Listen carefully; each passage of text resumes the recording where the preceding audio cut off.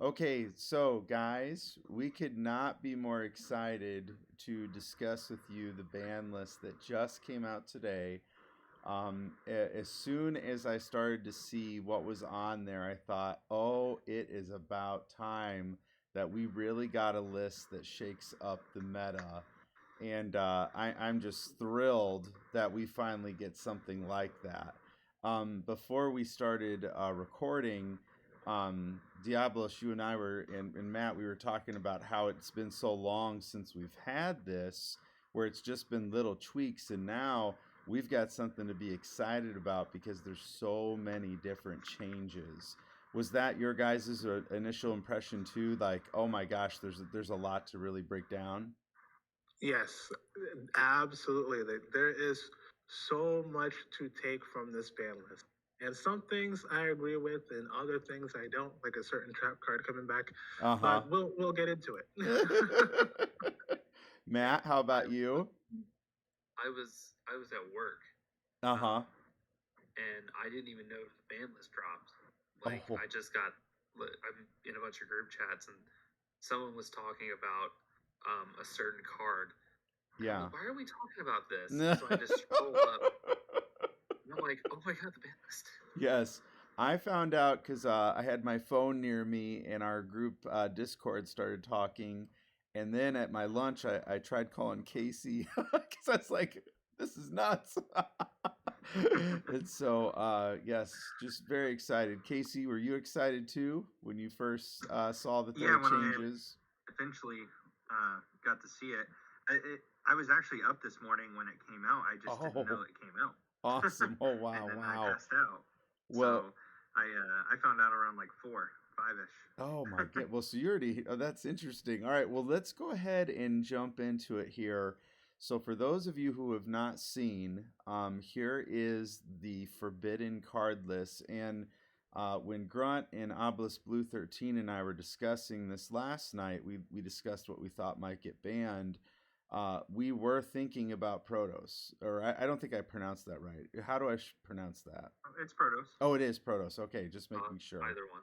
So Protos, I thought might get hit. I know it does things similar to kind of like True King of All Calamities in a way, but I wasn't sure if they'd outright hit it. And I knew people were calling for Imperial Order, but I still think that's a fair card. I wish it was still limited. But yes, I was not surprised to see those two situations happen. Casey, I know you play Sword Soul, Yeah, Tenyi. So what did you think when you saw that this card got forbidden? not surprised at all. The card was busted. And It I got needed to to kind of go. find that out when you called Dark when we were playing, and there was nothing I could do. Yep. So yes, in certain ways it can be, but I don't know. I felt like there were outs to it at times. Well, they Matt, how also want to about push. you? Did Oh, you ever find that? Did you ever see that there were outs to it at times? Were you surprised it was forbidden, or do you think it should have been limited to one? Forbidden. Like card, cards like this and IO yeah. that say, I mean, IO is a little bit worse in my opinion, but cards like this that just say you cannot play the game, Uh huh. and like especially if your opponent knows what you're playing, like if you're at locals and everyone knows what you play, Yep. like that's the Phantom Knight guy. You're going to call Dark, and your opponent's not going to play anything. Yeah. Yeah. He's going to play Yugioh, so I think it should have been banned. Yeah. Very interesting points. How about you, Diablos? Have you ran into this at your locals? um, Honestly, no, because I would most of the time always win the die roll and go first with Salomon Great. And every time I would go first, either the Sword Soul player bricked Uh huh. or I always had a response to their every move. Yeah. So I haven't really had much interaction with this card, but I can see why people are calling for it to be banned. Mm-hmm. Now I do see that the only people that are calling for it to be banned are people who are playing like common things like dark decks or Mm-hmm. like a light deck, something that's very easy to call. Yes. But for me personally, I play Salomon Great, so it's not really hard. Well, it's not. it's not the first thing you call for. You don't call Mm-hmm. fire right off the Right, bat. right. So it's very easy to, I guess, for me to play around this. Plus, I main deck impermanence, so I Oh, could just yeah. impermanence it Yeah. and go on about my day. Yeah, and that's kind of how I felt about it too. That was definitely something I was thinking is that there are answers to this. That's why I was surprised with just the straight out ban. I thought maybe they might limit it to one. But Casey, I know that this is something that you run, and have you found that this was the main reason why you won? So it wasn't the main reason, but the fact that he is responsible for a lot of games just across the Sword Soul community. Uh-huh. He's responsible for a lot of games that should not have been won. Ooh, that's interesting. So, yeah, it was that much of a game changer. Yeah, and to answer Diabolus, or however you say your name, I'm sorry. Yeah, Diabolus, right? So the problem with it is because they mix the tinnies, and the tinnies have every attribute. Yeah. So the second they know you're playing fire, if you don't draw your imperm, if you don't draw your out to that card, I make, for example, the shaman, and then I just call fire and I pop it, and then now you can't summon your fires, and then on my turn I kill you. Right, right. Like you get one turn to answer this card. That's why it's unhealthy. That makes sense. I could definitely see that. It's kind of the age-old Mystic Mind issue, right? Mm-hmm. Like you need to out it immediately, otherwise they play Mystic Mind set for back row, and you're never getting it off the field. And that's a definite concern for sure, without a doubt. And Matt, you had brought up IO for Imperial Order that you just can't play the game if you rely heavily on spells. And looking at where most meta decks are, I see many of them. They do it's a lot of spells and monsters. Not as many traps anymore, unless they're really powerful traps, like an Infinite Impermanence. Do you think that that's why this was hit? Because it just caused too much disruption, even though it was at one? Yeah, so a lot of the argument I see about IO is, people call it for VM because it hits a third of the game. Like, Mm-hmm. The game is, if you boil it down to essentials, it's monsters, it's spells, it's traps. And Right. IO basically says no to one of those three. But if you look at common deck building, it's almost hitting 40 to 50% of any given deck because unless you're playing Eldritch or something else, trap heavy, like your deck is monsters and spells. Yeah, that's a really, really great point. And as much as I do like the card, because sometimes it's my saving grace. If, for example, I'm going against Sky Striker, this can really turn that entire duel around. Diablos, I know you play quite a few trap decks. How were you sad to see this get forbidden, or do you think this was the right play? A part of me misses IO. But then again, I could see why it's being hit because not again, like Matt had said, not a lot of people are playing traps, and it hits a third of your deck building, or pretty much 50% of your deck building if you're playing something like Tri Brigade, which has a bunch of spell cards. Me personally, IO is the same as like something like World Decree. Actually, it's an even more worse World Decree because you pay life points. Well, if you're speaking in a general sense, you pay life points every standby phase. But when you have a meta where everyone is playing predominantly spell cards, something like that is going to be an issue. Me personally, because I can only speak for myself, I never really had an issue with IO because I always side decked World Decree because there were always trap decks at my locals. Sure. So I always made sure to side deck 3 World Decree and 2 anti-spell and Imperial Order. So basically no spells, no traps. Yeah, great. So yeah, to me, IO going, I'm sad to see it go, but I understand why it's going because most of the combo decks and stuff out there, even some mid-range decks, are heavily reliant on spells. Mm-hmm. So I do understand why it's going. Yeah, absolutely. Casey, in your experience, how much did you see this come up in tournament play? So, well, I have two different ways of going about this card. Okay. So, from a deck building standpoint, I'm a very big advocate for the card should either exist at 3 or none, unless there's ways to search it. Yes. So coming at that aspect, I hate Saki one-ofs. This card is a game-ending one-of that if you just so happen to drew it, I could not prepare for it. I could not, you know what I mean? If IO is at 3, I can at least deck build around that. Yeah.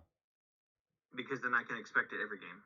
Right. If it's just a one-of, it has too much versatility, which that's just a part of Yu-Gi-Oh! Sometimes because they have Saki one-ofs in this game. But IO seeing play in aggressive. I think the most oppressive is when it was in like Tri Brigade. Mm-hmm. So when Tri Brigade it was like on the top of the format for a while. They, if they drew IO, they were only running like 8 spells at the time. So it's never going to affect them. Right. No, that makes complete sense because it does affect both players. And so if you are playing a deck that is not very spell reliant, like you're talking about, then yeah, that does give quite the advantage to the player that would be playing this. And now the other way to look at it, I think from a home money point of view, they're giving us Sky Striker support soon. Mm-hmm. They can't have this card around if they want to push a deck that's full of spells. No, that makes sense too. And Diabolus, we've talked about this often, that Konami is going to push their product and take stuff off for a while just to return it eventually. That's literally the purpose of the ban list, is to sell product. Uh-huh, absolutely. And of course to bring some balance, but I think, yes, to push new product, and they do that effectively within this community, I would say. Moving on, we've got the hit to Eva, or Ava, however you pronounce this. Matt, do you think this was the right hit? Do you think Drytron was that out of control that this should have been hit like this? No. I think this hit to Eva is like too little too late. Mm-hmm. Like it didn't do so on the previous list, which was I think we could probably all agree was lackluster. Yes. The only meta hits were like Tenki and Eva. Uh-huh. I think that was all that meta touched. It should have been banned then, because like 1 Eva is functionally the same as 3. Mm-hmm. Mm-hmm. And Drytron's not in the meta. It's not doing anything. Yeah, that's my thing. I keep looking for why this was hit, and I'm over here going, well, it's not really that big of a deal when you look at these top lists that people have been doing in tournaments. Or am I missing something, Casey? Do you see something that maybe I'm not seeing, or maybe Matt and I aren't noticing? Well, I'm pretty perplexed about it to begin with, because as he said, it's too little too late. Yes. Like, it was when Drytron was really powerful that this card should have got hit and forced the deck to shift to another sub-engine. But hitting it now, it's especially strange because supposedly this year we're supposed to get agent stuff, which Ava can search the agent stuff, so I don't know why they would hit it now. Maybe we'll see this card come back at 1 again. I don't know. It's a weird choice for me. But in terms of it topping recently, there was a bunch of them that topped top 32. Well, when I say a bunch, I mean a small portion of the top 32 was actually Drytron. But funny enough, one of the lists only side decked the one of Eva with the orange light. So it's kind of interesting. Wow. It's like that Simpsons meme, right? With the kid going, "Stop, stop, he's already dead." Yeah. The only other thing I could think of is that the main reason why Drytron wasn't doing anything is because Protoss was so easily able to call light. Yeah. And Protoss was a big part of the meta, so if they take away Protoss, I think they were afraid that Drytron would just overtake everything again. And I feel like that's wrong, especially considering the new stuff that's coming out. I don't know what all you've covered. Sorry, I haven't been paying that much attention lately. But the new token, the Brave tokens. Yes, yeah. Phantom Knights. I mean, that also makes sense from a business standpoint as why Protoss was hit, because they can just call Dark, and then more than half that deck can't play. Right. But so yeah, EVA just makes no sense to me personally, because I don't think Drytron would have taken over the meta. But that's the only thing I can easily come up with, is that I had a couple recent tops even with Protoss around, and then now they're taking away Protoss. So maybe they just felt like they needed to check that deck just to make sure. That's interesting. So Diabolus, would you agree with that? Do you think because of Protoss being hit, this is more than likely to keep Drytron in check? I do think it's to keep Drytron in check, but not because of Protoss. For me, from my experiences with dealing with this particular card, every time they would make Beatrice and send it, or they would discard it some way, they always search Orange Light. And Orange Light in itself, they always search Orange Light and Diviner. Yeah. And Orange Light in itself is a negate. And plus they have the Herald of Perfection on top of that, because it's very easy to summon off Drytron monsters. That's also a negate. Yeah. So it's pretty much saying you can't play the game because I have more negates than you have cards in your hand. Yeah. So at that point, the game becomes a little unfun, because it's like, okay, no matter what I do against you, you still have things to do. So I have to bank on drawing particular cards, or, side decking particular cards and drawing those particular cards to deal with you. At that point, it just becomes unfun, because at that point, they're going to win almost all their games, because now I'm banking on RNG, because I need to draw the outs to this particular board, to this particular deck. That is just so interesting. I love where our discussion's going here. So, Matt, if with Protoss being banned, do you still see Sword Soul Tenyi being as dominant as it has been, along with some of the other decks? Do you think Drytron's going to make more of a splash? So to answer the first question, Sword Soul Tenyi is not going anywhere. It's a really competent, it's two competent engines that work really well.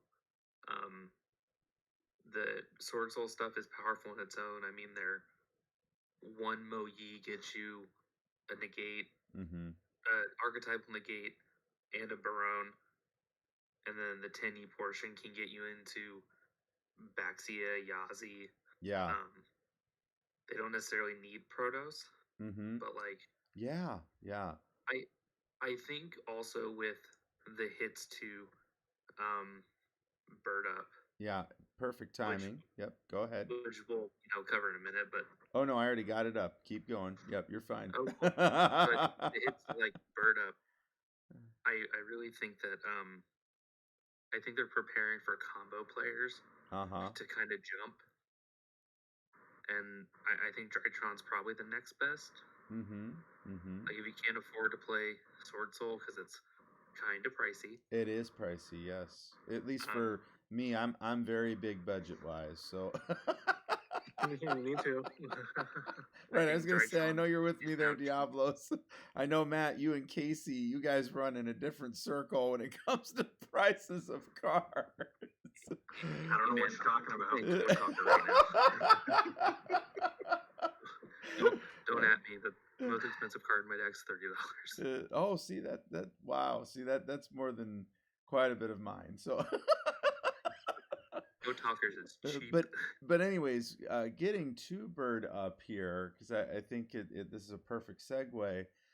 So when I saw the hit, I thought to myself, obviously this is a hit on Bird Up and these Tri-Brigade combos that are going with Bird Up.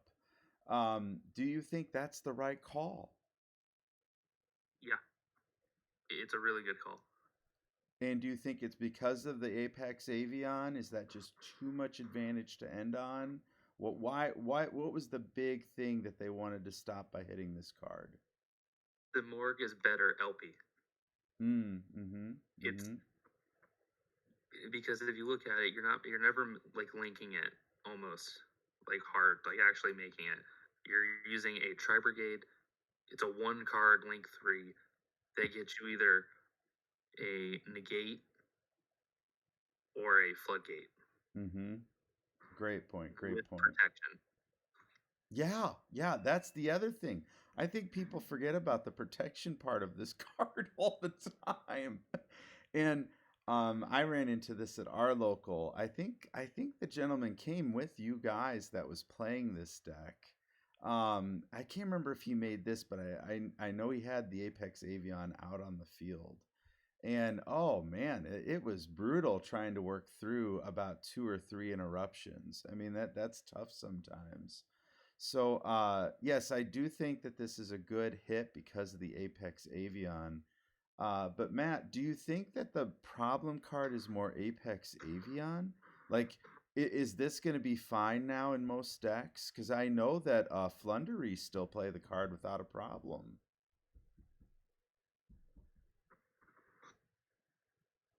Oh, you there, Matt? Oh, I think I lost him for a second. Oh, no. Casey, how about you? Do you feel that the problem card is more Apex Avion because of Flunderies can still play it and still have that negation out? Or do you just think that this is just too much advantage for birds in general? I actually think it's a very smart pick. This is my favorite hit on the list, actually. Oh, interesting. Okay, tell us why. Because it allows for better deck building. You don't have to play this random Apex Avian in a Tri-Brigade list and hope you don't desire it away. Yeah, I mean, now, good point. obviously, spoilers, desires at 1. Right. But the point is, when you're talking about a deck that has, like, really, really consistent hands, like Tri-Brigade Lyrilusk, they could do full combo, and then if they drew desires, which is why I personally like Prosperity in the deck, if they were on desires, I always saw some hesitation because you've now deck thinned, and now you have a higher chance of hitting that card you're going to summon off of Smorg. And so what I like about it is that you're now just taking all of those options out of the deck. It was very easy to cheat out. It was very easy to build around. So do I think Smorg deserved being banned?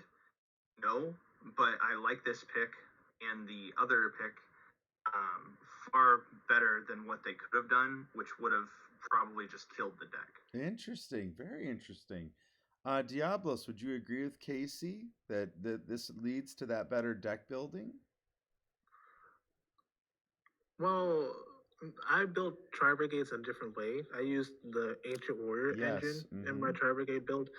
But me personally, I don't like that Samorg got banned because I play Samorg the deck. Yeah. And they just got new support released and is coming out. And how is that deck supposed to play without one of their main boss monsters?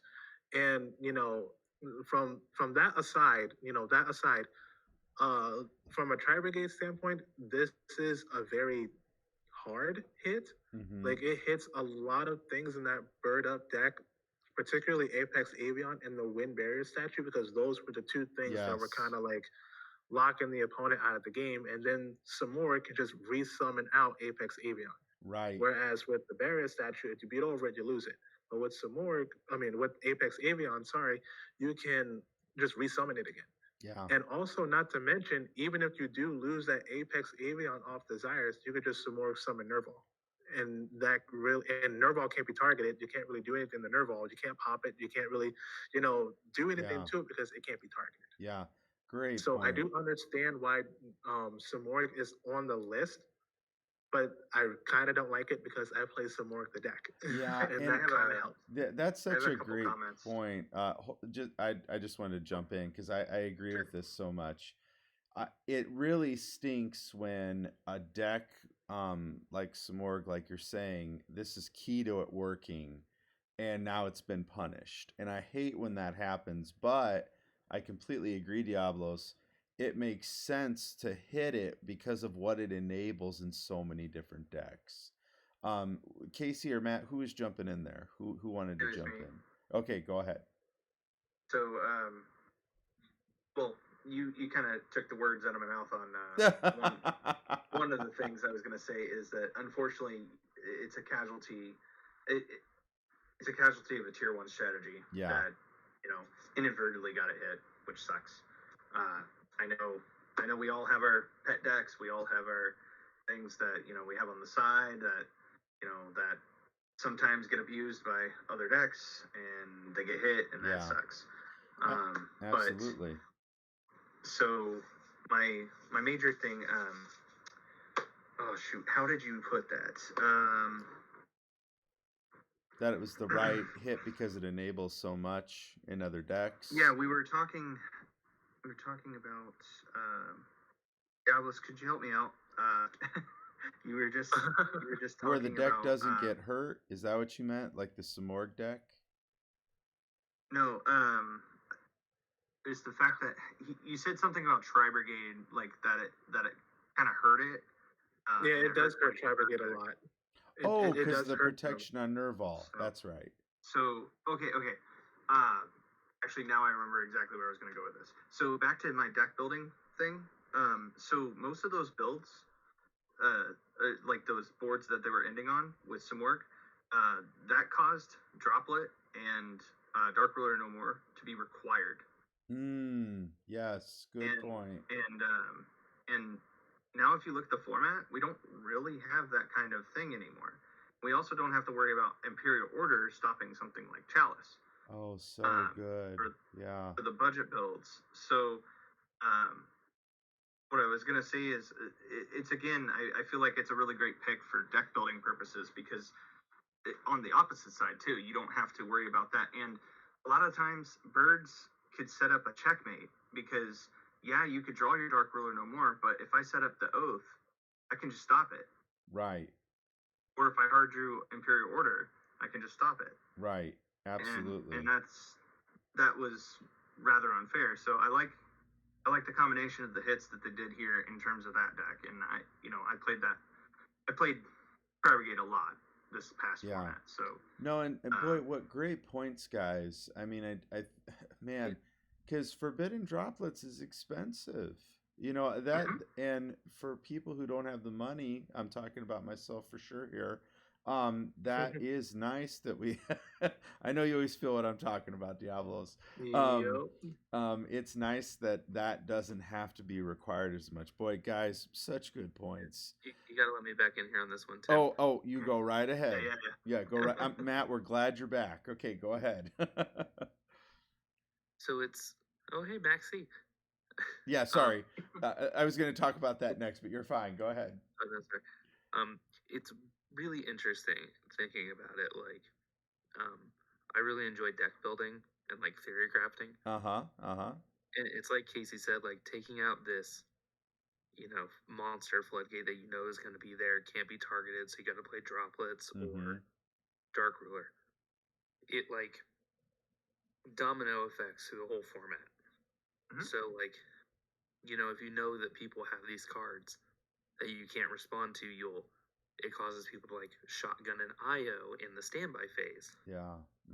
So if they shotgun it, you can respond with like a cosmic or a twin, some kind of quick play spell, trap removal. Right. Whereas otherwise, you would fire it on the unknown back row, and then they would chain it, and then your SOL, like these hits that maybe don't seem like they just hit one deck, they actually hit the whole format. They change how we build the decks for that format. Mm-hmm. Oh man, boy, you guys are right on with all this. Wow. So now moving to a card that, because of Master Duel, so many people are calling for. Me personally, I do think it's the right move that it stayed banned. Banned forever. Oh. Agreed. They would have to have a reprint if this thing ever got unbanned, because I'm already thinking of the skill drains we're going to talk about eventually. This is going to be so difficult to get your copies. But I do think this was the right play. But I know a lot of people really do want to see it back. I'll start with you, Diabolus. Why is it a problem if this comes back? Okay, I am so glad you started with me because I have a ton to say about this one tiny little card. Okay, so I've been playing Master Duel for about a couple of days now. Mm-hmm. And the first deck that I built on there was Salamangreat. And it's very What do you mean? I love my Salamangreat. I love my No, I'm sorry, because Max C hurts that deck so much. Oh yes, it does. Max C itself forced me to put in Droll and Lockbird in my deck just to stop it. And this card is very, very, very annoying, especially when you're playing a deck like Salamangreat, whose win condition is to outpace the opponent and sort of like get them low on card advantage and then kill them. Yeah. Max C just kind of just puts a damper on all of that, because if they chain Max C, I'm pretty much just stuck with the Flame Buffalo or Lady Debug on field, and I can't do anything.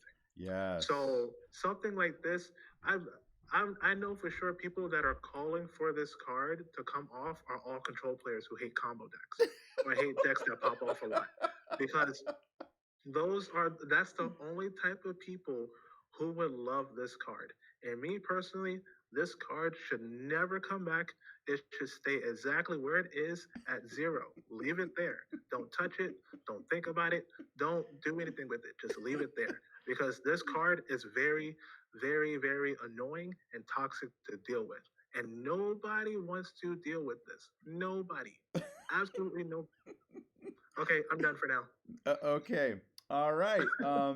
Matt, do you agree with Diabolus that it's mostly controlled players that are going to love this card and not the combo players? Okay, I agree, but I also think it'll be everybody. If Max C is in the format, everyone will run it. Oh, you'd have to. Yeah, you'd have to.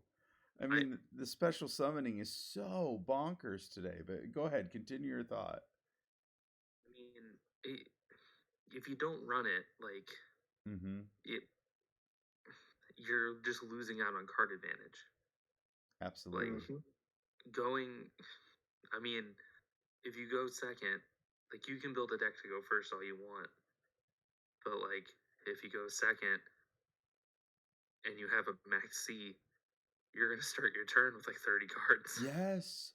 Yes, and I think it's so important that you've brought this up. So I was playing against someone the other day, and looking at the cards I had in the hand, I thought, well, he's chained Max C. I'm pretty sure that if he doesn't draw into any hand trap, I can win the game. Because I had protection on the field. I was playing at Emancipators. I had my Block Dragon. But eventually he did draw a hand trap and it shut me down. And then he had so much card advantage after that, I just lost. And so it's so hard, because many times when you see this, you just want to stop playing, unless you actually have like a Droll and Lockbird or something to lock your opponent out that way. If they try to Max C you, but that's so situational. Casey, go ahead, Matt. What were you gonna say? So, like, Yu-Gi-Oh has this problem, right, where it's very fast. It's a fast game. You cannot afford to do a turn of nothing in this game.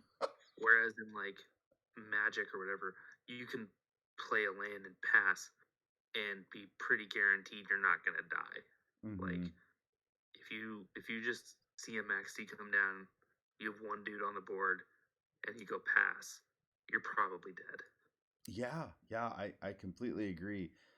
Casey, is that why you're so adamant it should forever be banned? So, oh, okay. First and foremost, the only reason why I like this game is because it's fun deck building. Mm-hmm. Maxi causes cards like Crossout Designator, Called by the Grave, Ash, Joel and Lockbird, pretty much, and Maxi itself to have to be main decked. Mm-hmm. It cuts out so much of the innovation that is available here in the U.S. and North America. Yeah, yeah. Our format is able to have a different take on deck building than how it is in OCG. And I appreciate that, but I will make, just to play, devil's advocate for a second. Maxi is also responsible for some of the best formats we've ever played. Ooh, interesting. Okay. So I'm a huge fan of Tengu Planet format. Uh-huh. That format is, I forget, what are they calling it now? Edison now? Something like that? They're slightly different, but yeah. Okay. All right. So, having lived that, that format, and Maxi, I believe, was actually at 2, which is a weird thing because usually I'm a 3 or 0 kind of person for that. But that playing in that format, everything felt so balanced, in the sense of there was nothing. I think Maxi's great for decks like Sky Striker. Like if we were to have a Sky Striker format again, Maxi could probably come back. Maxi could probably exist in a slower paced format, not something where we have Drytron, where that deck, if you choose to play it, automatically loses unless it has an immediate check to the card. Yeah. So right now, absolutely not. It should never come back. But if we do slip back into more of a slower kind of pace thing, sure. I don't see why it would hurt because, I mean, at worst, it's an upstart goblin. At best, they take what's called the Maxi challenge and they lose the game. Or because here's the other point, right? So if I run this and let's say I'm playing Trap Eldritch, but I'm playing Maxi to deter you from comboing your mind out. So the point is, past game 1, you now know I'm on Eldritch, and if I Maxi you, you know I have very few outs to what you're about to do. So you go ahead and take the challenge, and if you're on the attacking turn, you can actually just kill me, even though I Maxied you. It won't do anything. This was a thing that started making Maxi really degenerate, and I think that's why I got banned in the first place, is that these really, really powerful decks started coming out, and, like, for example, I forget exactly what the transition was, but, fast forward, you have Dragon Rulers. I think it was Zoo, wasn't it? It was Zoo? Was it Zoo that got Maxi banned? I was going to say, that's what I was thinking. Okay, I couldn't remember off top. The Zodiac era was, I literally skipped it. It looked so bad. So it's my only time playing as a player where I did not enter one tournament during the time that deck was around. But zero, man. Anyways, keep going. But that's all I'm trying to touch on, is that, it is responsible for some of the better deck building at that time. But like I said, the game would have to have a huge overhaul in order for Maxi to not make it just really bad. Yeah, and I don't see that happening. That would take a tremendous undertaking on Konami's part, and I think like you guys have mentioned, people in the TCG really do take great pride in that deck building, and I'm sure people do in the OCG too. But like Matt was saying, you have to run the max number of this if it's legal, because the advantage is just too great not to. It literally either stops your opponent from playing, or you get a ton of cards, depending on the card or the deck you're playing against. And what makes it so strong is that it is literally at worst an upstart. Mm-hmm. Right. And now that links exist. Oh yeah, it's awesome. It's even better if you're because yeah you if can you just were normal it and play get rid of it if you have to. Yeah, Matt, what you sounded like you wanted to jump in there. What'd you want to say? Oh, sorry. No, you're fine. No, okay, you're fine. And like, it goes back to what Casey was saying about like Saki one-ofs. Mm-hmm. When Max Z comes back, and I'm sure, I don't want it to, but I'm sure it will come back to one at some point. Mm-hmm. Like it's too polarizing of a card to not. It will be the sackiest one of ever. Yeah, absolutely. If your opponent drops Max C, people will scoop the match. Like they will be so mad. Well, yeah, especially if you've got a killer hand and now you have to wait a turn to do it. And like you said, pass and go is just no longer in this game unless you're playing a rogue anti-meta player. You know, you just don't see that very often. So, yes, great points from all of you guys. Really good. And honestly, I got one last one. I don't just to intertwine with Master Duel. So I don't know if any of you are trying out Sangan right now in your decks. Yo, I was just thinking of that, like how Lair of Darkness could have used Maxi because Sangan can search it. Oh, yeah, like there's a lot of different decks. I was playing Sangan in my my Invoke deck because if I draw so there's another thing that you can do with Sangan that it's a one card Howk 5-Rax combo because it can search Arborea and then Arborea can summon itself, etc. etc. But anyway, if you just link it off for Almirage, like especially if they max see you, you can just get rid of. Can you guys hear me? Yeah. Keep going. Yes. I'm here. So my computer went weird for a second. Oh, you're fine. But yeah, you just link it off for like Almirage, and then you can just search your maxi to maxi them on their turn. Oh wow. So, but that's what I was trying to get at Matt's example. Because it's Konami, we could actually see it at one, and I actually hate that because it will cause us to build around it. Yes. Because it existing is so strong that we will probably just slap Poor Guide, Sangan, etc., into our decks just so that we can search this one of. And it's terrible. It destroys deck building. Absolutely. Just awesome points. Moving on to the limited list. Wow. So, boy. That's my favorite part of the list. There's so much to talk about here. So, Destrudo, the moment I saw this, I thought to myself, well, that's crazy because that's going to help so many different decks. And Casey, Dragon Link, man. A Dragon Link for sure, absolutely. I thought, good gosh. But then Casey, I was talking with you, and you said that this helps Sword Soul Tenyi so much. Could you explain that for everybody? Yeah. So, fun fact about this card: pay half your life points, and you get a Yazi for free. That's pretty much what happens, and Yazi can turn into a Sword Soul. So that's not good. And then on top of that, it if you know Mare or how Simo likes to say it, Mare. That card is insane because you just get a whole bunch of tokens and you can just make whatever you want. So yeah, it's extremely unhealthy for the game. And yet here it's at one. I'm not thrilled to see it back. I'm definitely on the other side. I'm very thrilled to see this guy come back. I mean, if anything, we don't have to worry about going to time that often because it's going to have your life points will be so much lower. Yeah. We'll just engage and we'll pay half our life points against the Crusadia player and yeah, you know, in the series. Yes, that's interesting. You say that. Yeah, I've had that happen. Diabolus, you said you're excited it's back. Why are you so pumped?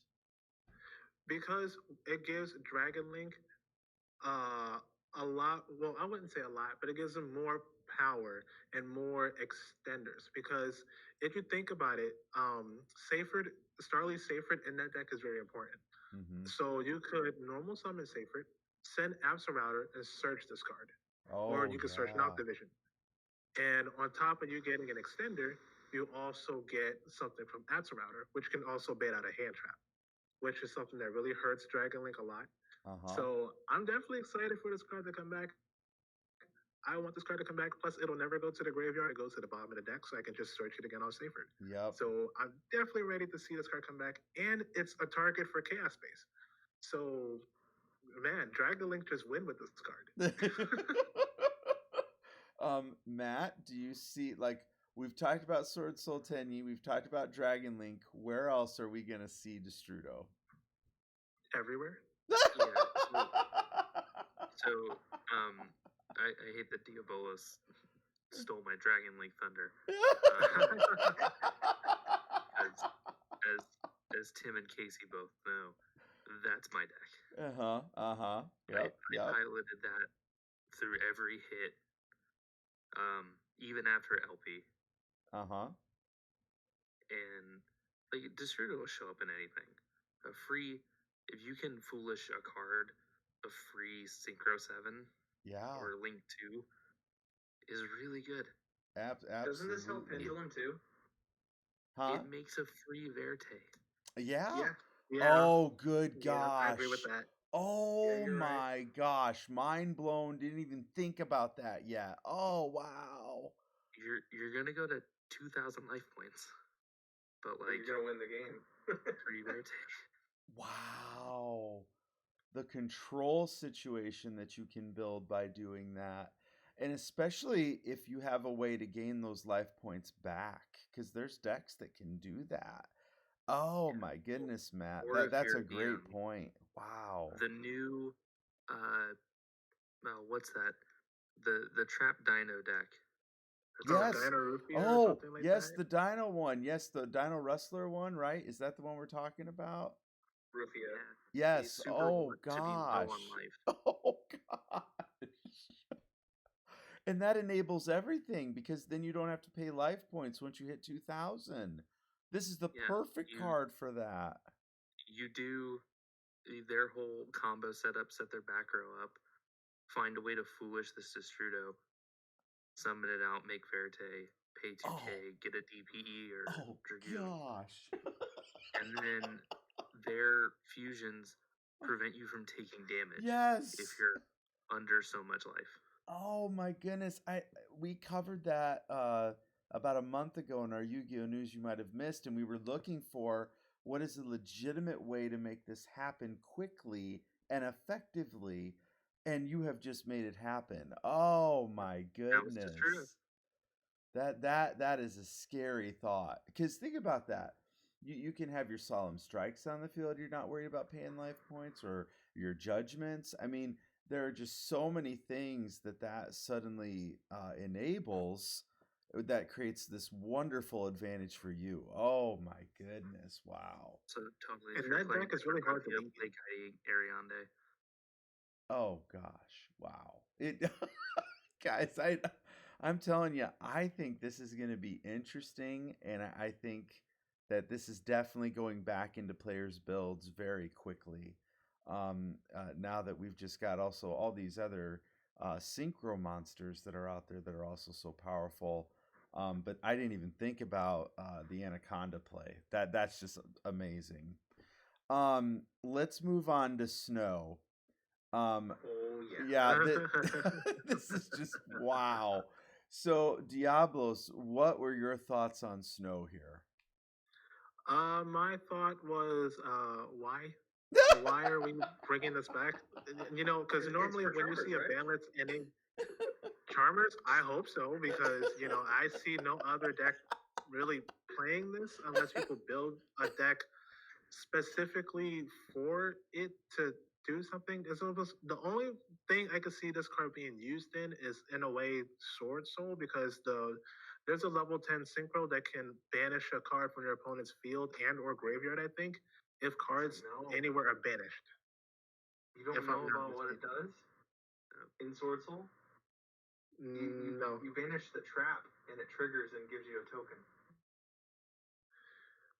And then you're off. See, and that running. even furthers my point. I don't know why this is back. I don't know what we're Konami, drinking for them to think, hey, let's put Fairy Tale Snow back. I mean, I'm not mad about it. I'm just genuinely confused as to why it's back. Like, I don't know what they're trying to sell. Yeah, Like, it's interesting just you don't bring know. that up. That was my first thought. I thought, I can't believe they brought this back. And then I heard about the trap play that Casey was mentioning, and I'm thinking, you've got the Destrudo that helps Sword Soul. You got the snow that helps Sword Soul. Matt, They're really trying to sell Sword Soul. Yeah, I mean, this is just amazing. So, Matt, why do you think this was brought back? So, okay, two schools of thought on this one.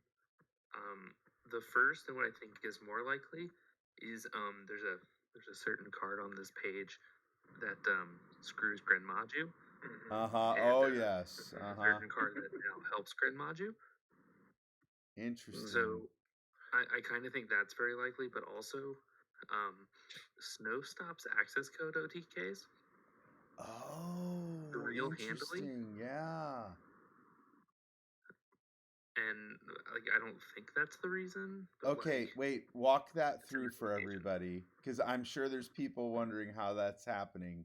How would this stop the access code?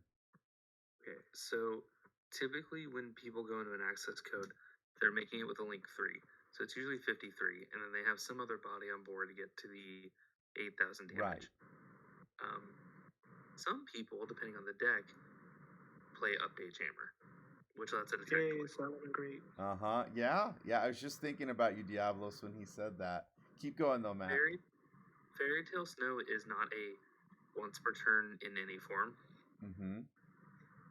So as long as you have stuff to banish, you can block an infinite number of attacks. Yes. And that is just amazing, guys. Again, it's a really good card.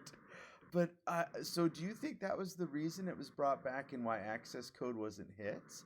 That this is going to prevent those OTK strategies? I don't think that's the main reason. I definitely think it's probably the Grenmaju reason. Okay. But I think it's just an added benefit of the format, and it's just a good card. Oh yeah, it's a terrific card. Very thankful I still have my copies, because I didn't think that this was coming off, and then now that it is, I'm like, oh my gosh. Casey, I know you're already play testing some Lightsworn situations with this, are you not? Is that correct? Yeah. I mean, there's Lightsworn. There's So Lightsworn can just splash that trap that we were just discussing. You can just put Blackout in it, mill it, and then banish it with Snow. There's that. She makes Minerva pretty easily. You have your good old Giant Rex combo, so that's any rank 4. Yep. Now there's more that you can expand. I'm gonna say Chaos Dragons was already experimenting with the 1 card. 1.5. You have to pitch a card for the opening of the Spirit Gates, but they were playing that engine for a little bit to make Curious. Yeah. Well, now Curious can just send Snow, and then Snow can trigger your Thunder Dragons that you mill. So that's I didn't even pretty think cool. of Thunder Dragons. Yeah. So oh my god. That helps them. There's a lot that this card is going to offer for the format. It's just going to be interesting. It also gives PK a defensive card, even though they don't need it. Oh, yeah, that's a good point full too. Power. Yeah, that's a really good point, though, Casey. I didn't even think about PKs like that. Wow. Yeah. Oh. But wow. It's also a very unfair interaction that they get over Token Collector. Oh. Because Token Collector is going to be used against that deck because of the new token generating things. And if they have access to Snow, they can just, they could bait it out with 1 token thing and then use Snow to chain to it, banishing the token that would have been destroyed along with, other cards. Summon back Snow, and then when that resolves, Snow will now flip the the token collector face down, and now you can continue playing. Oh my gosh. Oh, guys. The tech that you guys are coming up with on the fly here. Wow. it's so good. My gosh. The question is how consistent can we get to the card? Yeah, that absolutely, especially with it as a one of. That's going to be interesting for sure. Moving on, and shout outs to Obelisk Blue 13 and to Grunt. We talked about this last night that we because I really like pendulum cards, and he was calling for most of them to be removed. We got several really good ones back. So Astrograph Sorcerer is a house of a card for pendulum players. The pendulum effect gives you a really great special summon. And then the monster effect is very good if there's destruction that happens in order to recover stuff. And then, of course, if you're a Lunalight player, you are so excited to see Tiger back because there's so much that you can do with it multiple times in a turn. So I am very pleased to see that they brought these cards off the list like they did to at least allow for experimentation. Matt, do you think that you're going to see more pendulum players now that we've got some of these cards back? Yeah, I mean, pendulum can get, I think, almost everything. Yes. Save Electromite and maybe Kieran. Mm-hmm. And the deck's still not going to do anything. Yes, no, I agree with that. My son's laughing in the background. He loved that comment. But I agree with that. It's just they need all they can get. It's like Konami just wants to punish this mechanic. The mechanic is so bad. Okay. Yeah. There is a card coming that says Pendulum Summon again. They printed that. It's a real card. It's coming. I know. I know which card you're talking about. Sorry, continue. So that's my thought on the pendulum side. It's like, it's whatever. They don't get Electromite. They don't do anything. Astrograph is cool. If you want to play Zark, you can play Zark now. Mm-hmm. Ooh. Yeah. I'm not sure Zark's gonna be my thing. No. Yeah. Shout outs to Jared. I was just gonna say Jared, right? Of course, would. Yes. Tiger is the much bigger topic of conversation on this page. For sure. They ruined Common Charity. Mm-hmm. Their new format, they've already ruined it. Well, go into that for everyone. Why do you feel that's the case?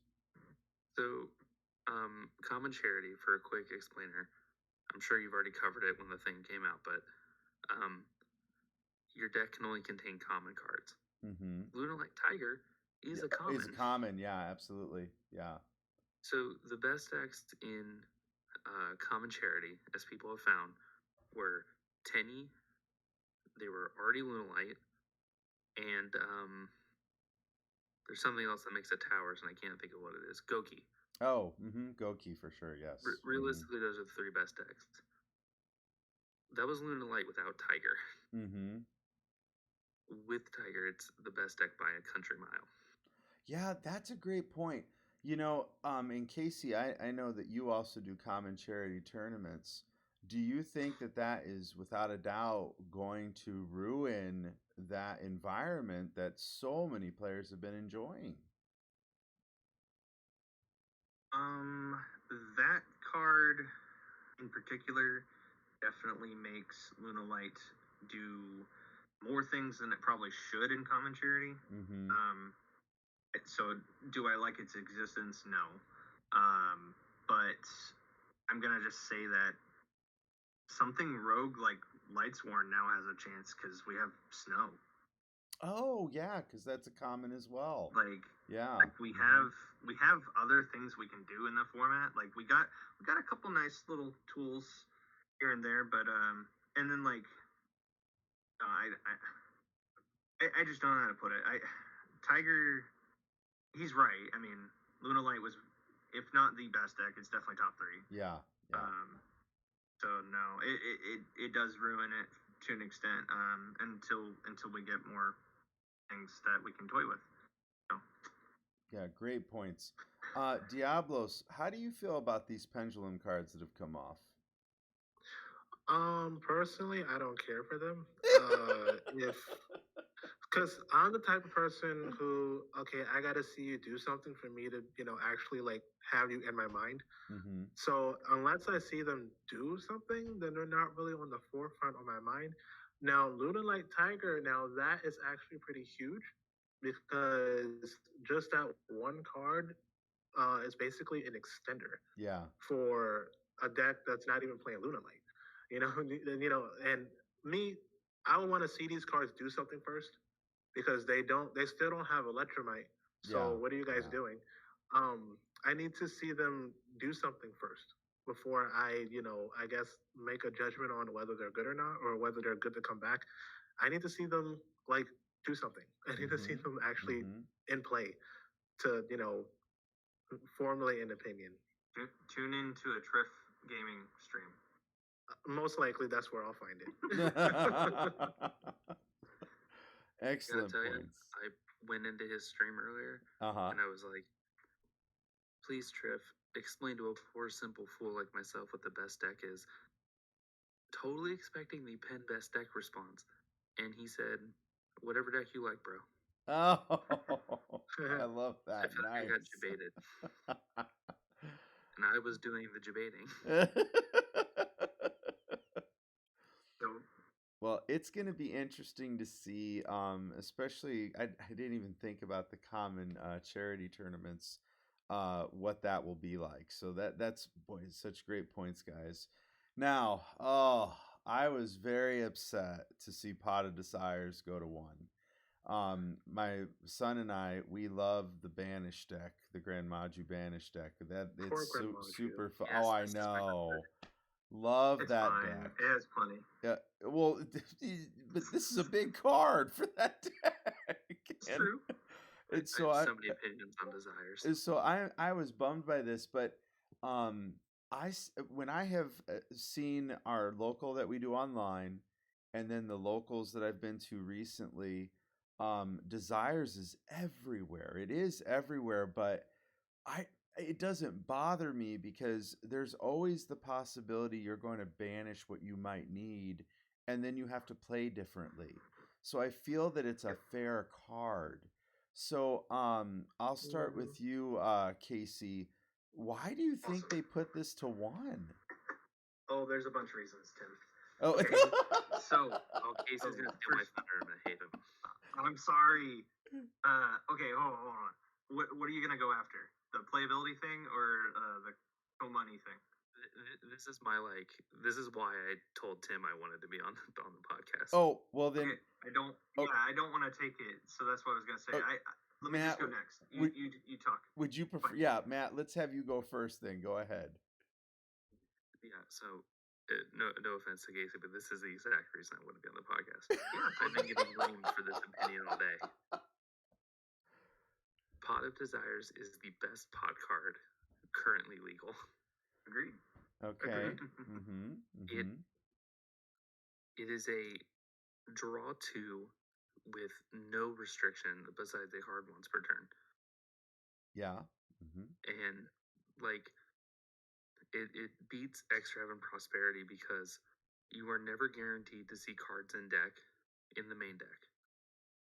Versus you're almost always guaranteed to see cards in the extra. So,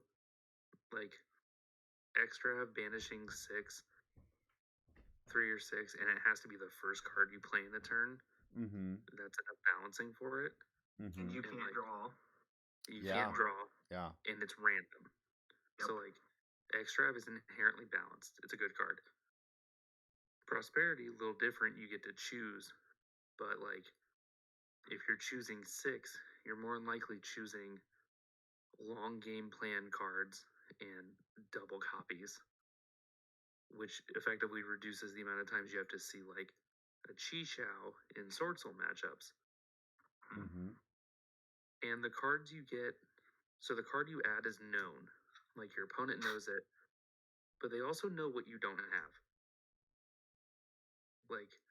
If you reveal 2, if you're playing against Virtual World and they use Prosperity for 6, if they reveal 2 VW names, 3 skill drain, or 3 imperm, and a Monster Reborn, right, and they pick one of the names, you know for a fact they don't have imperm.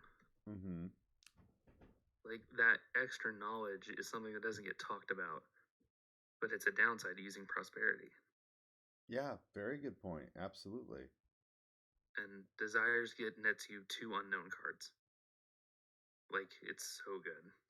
Oh, I agree. It's definitely something that I am becoming a believer in. Because at first I always felt like I banished what I needed, and the more I'm looking at the card, I think it's more with possibly how I was deck building. Casey, if I'm not mistaken, you've mentioned a Sky Striker player that you faced that he would desire more than once and have no problem doing it and would still do very well. Oh man, he's brave. Oh, I know. Diabolus, I'm right there with you, man. I'm like, wow. So Casey, do you agree with what Matt's saying here? Do you think because it was the best pot card, that's why they decided to hit it? Yeah, so this is the money side of it. So they have to reprint Prosperity soon. If Desires is better than Prosperity, who's gonna get Prosperity? Great point. Absolutely fantastic point there. It's a one of. I actually, so normally I'm a 3 or 0 kind of person. Right. But I also played a format a long time ago that had 1 pot of greed. Mm-hmm. It's pot of greed. It's new age pot of greed. It's fine at 1. The decks that, I mean, every deck can play it now, in my opinion, because it's a one of. You're most likely not activating it first, and I think that fixes more on the deck building side of it. And it's also in a indirect. Well, no, it's pretty direct. It to Virtual World, which just got some more help. Mm-hmm. So, yeah, I think that's. I mean, do I agree with it? Meh. I'm from a player standpoint. No, it kind of sucks. I like I like Desires, but in decks like Bird Up, I've been playing Prosperity over it. Yeah. But decks like, so almost every new deck that they've come out with since Prosperity's release, every big hitter has gone to Desires over Prosperity. Mm-hmm. Mm-hmm. And I think they're getting tired of that as well. Boy, that makes so much sense. And Interesting. Diabolus, we talk about this, I feel, every time we get on here. Is that Konami is wanting, like Casey's saying, to push the pot of Prosperity versus Desires. Could you see that being one of the main reasons for the hit? Oh, you're asking me? Yeah. Okay, so I have my own opinions on why Desires was hit. If you look at a lot of the decks that use Desires, the main 3 being, well, I guess main 4 would be Virtual World, Sword Soul, Salamangreat, and Grenmaju. Each one of those cards got a card back from the ban list to help supplement Desires being gone. Like, if you look at E-Telly coming back to 3, okay, that makes up for the consistency lost from Desires. Yes. Salamangreat's got Circle. Yeah. Okay, that makes up for the consistency lost for Salamangreat. Grenmaju got back Snow. That makes up for the banishing of the banishing that Desires brought. But I do feel like from a money aspect, it was to hit Tri-Brigade. It was definitely meant to hit Tri-Brigade, because if you really look at a lot of Tri-Brigade builds, they will either play Prosperity or Desires. Most budget people who play Tri-Brigade will play Desires, like myself. I put in 2 Desires in all my Tri-Brigade decks. So it was definitely a hit to kind of like push Tri-Brigade out the meta and welcome in like the Sword Souls and the Punk and the new stuff that's coming out. Yeah, Punk. Like this entire ban list was evident that they're pushing certain decks in our face, and I think that's why some people really don't like it. Mm-hmm. It's because it's almost like Konami is passively aggressively telling us, "Hey, stop playing these. Yeah. Play this." Yeah. And I think this list definitely made that really evident. Yes. In my opinion. Yeah, I agree with that. And I am disappointed that it's not at 3. I really am. I really do enjoy the card. I would have preferred if they were going to hit it that it went to semi-limited, but nope, they just took it right to 1. And boy, you guys, with what you're saying, gosh, does it make so much sense, especially for how prevalent it is, I would say, the past year. All these locals that we've done online, this card has been in there. I mean, almost every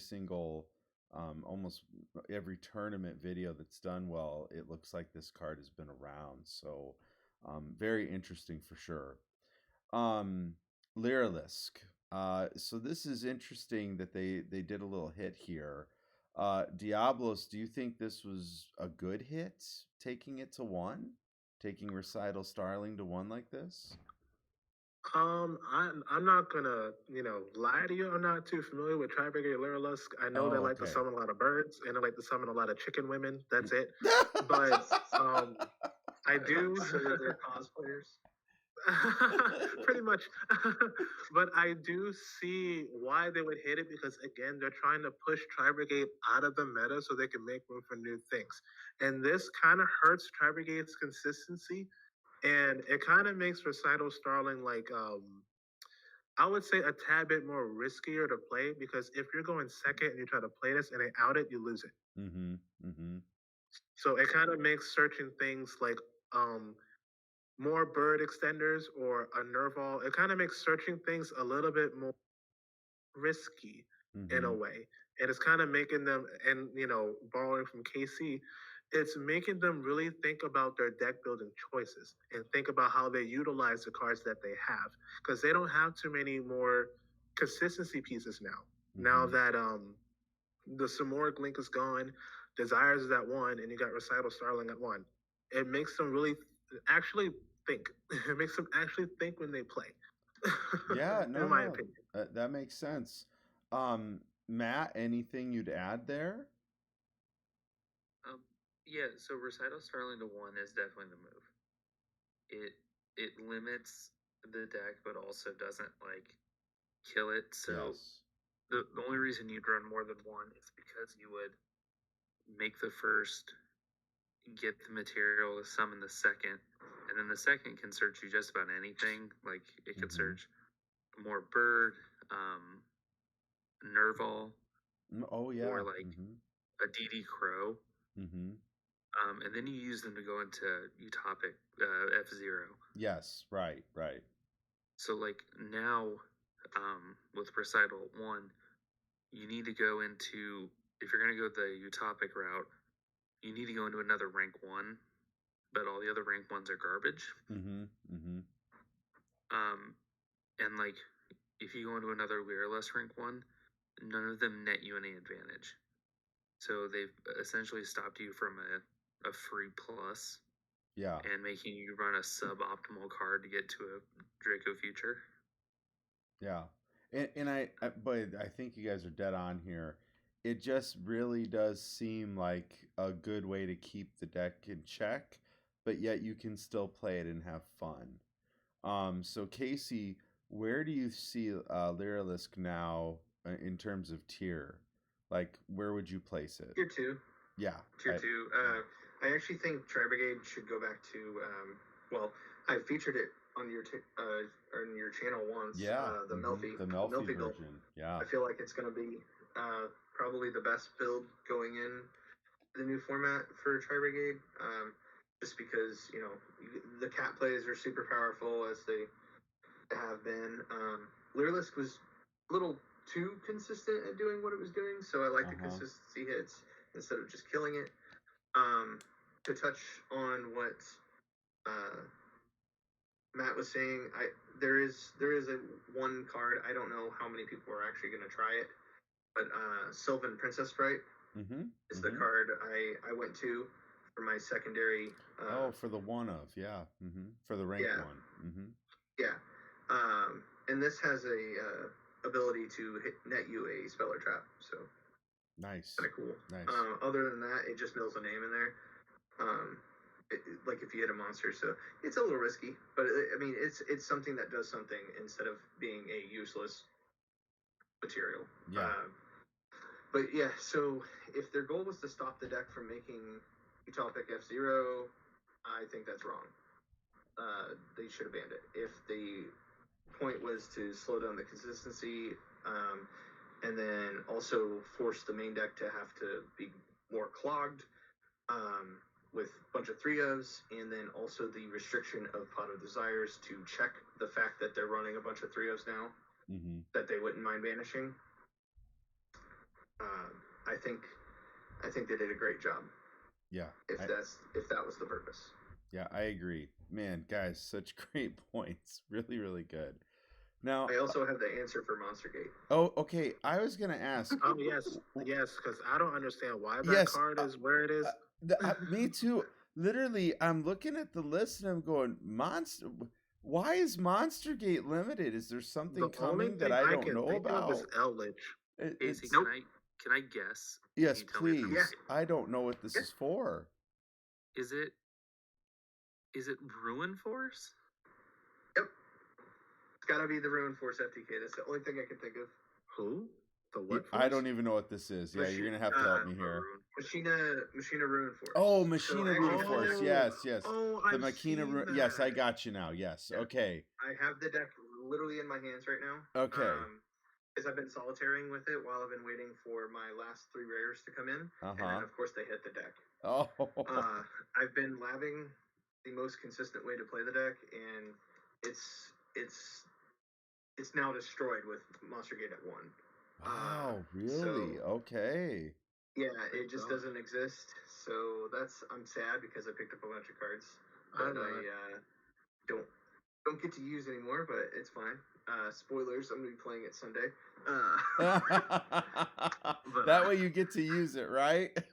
Yeah, I gotta use it one time before the card gets hit. But I don't know if you can pull these cards up, but if you're curious, I can explain it, or we can just pass it if you want to leave it on the fact that it's Ruin Force FTK.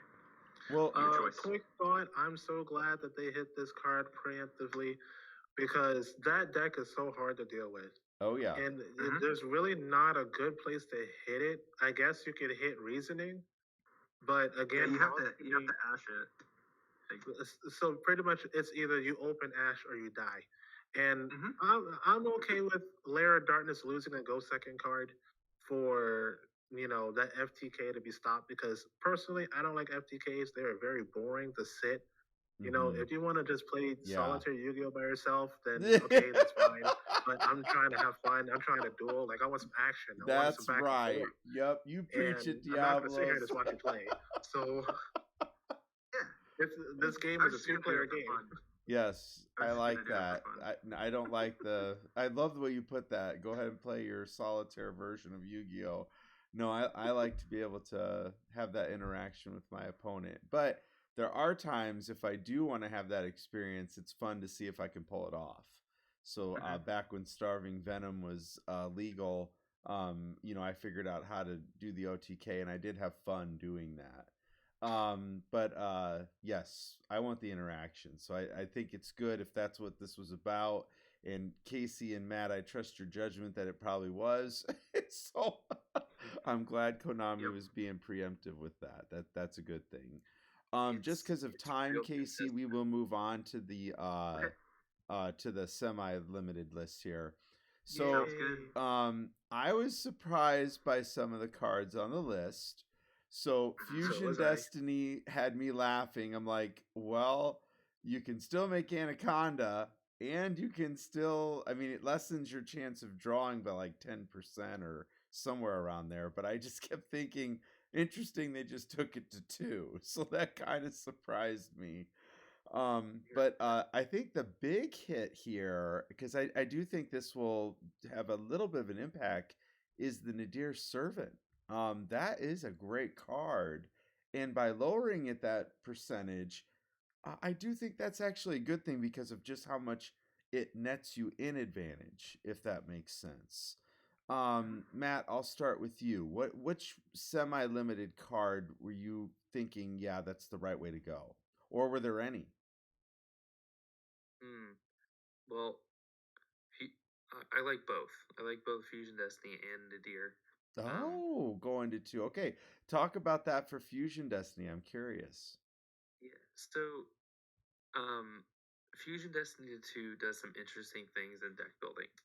A lot of people were running it at 3 because it gave you the opportunity to draw it. Mm-hmm.